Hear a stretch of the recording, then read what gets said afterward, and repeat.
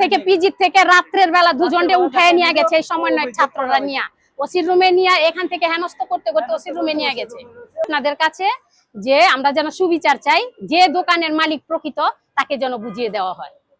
আমি যে ভাড়া দিচ্ছি পিজি কে দিচ্ছি, ওই ভাড়াটা কে দিচ্ছে, কি শামসু দিচ্ছে নাকি আদারওয়াইজ অন্য কেউ দিচ্ছে, এই যে জিনিসটা যখন আপনারা দেখবেন তাহলে ক্লিয়ার হবে যে মালিকানা কে, কে মালিক, ওই দোকানের মালিক কে।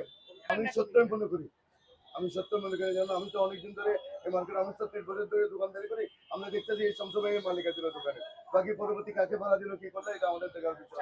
আমাদের কাছ থেকে কোনো সময় চাই না, আমাদের কাছে বলতে পারবো আমি, আর এরকম আগে কেউ বলেও না। আমি ওনার স্ত্রী আমিনা বেগম, আমার স্বামী অসুস্থতার কারণে তার বিনিময়ে আমি এখানে কথা বলতেছি।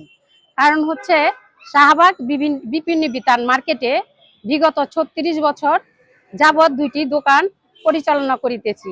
গত 7 বছর আগে রাজধানী ফার্মেসি নামে আমার একটি দোকান ডিবি হারুনের পরিচয় দিয়ে ও বিভিন্ন হুমকি ধুমকি দিয়ে দখল করে নেয়।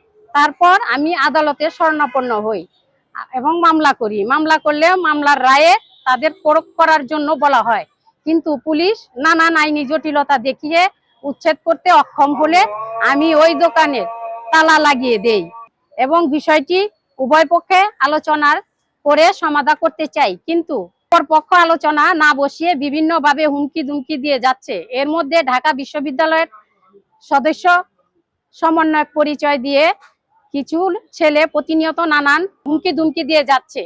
ঢাকা বিশ্ববিদ্যালয়ের রানিং ছাত্র হচ্ছে নাজমুল, উনি বলতেছে যে এই শাহবাগ থানা রাজধানী ফার্মেসি হচ্ছে অবৈধ দোকান। এখানে আমরা এই অবৈধ দোকান আমরা যদি চাই তাহলে এই দোকান এরা করতে পারবে না, কেউ করতে পারবে না। আমরা এখানে হচ্ছে এই ইয়ের কাছে শাহবাগ থানা ওনারা সবাই আইসা এগুলা বলছে, বলার পরে আমরা দোকান তো তালা লাগিয়ে দিয়েছি। তালা লাগিয়ে দেওয়ার পরে ওনারা বলতেছে এখানে দোকান করতে দেওয়া হবে না, এখানে 65টা দোকান সবই অবৈধ। এগুলো আমাদের হুমকি ধুমকি দিয়ে যাচ্ছে।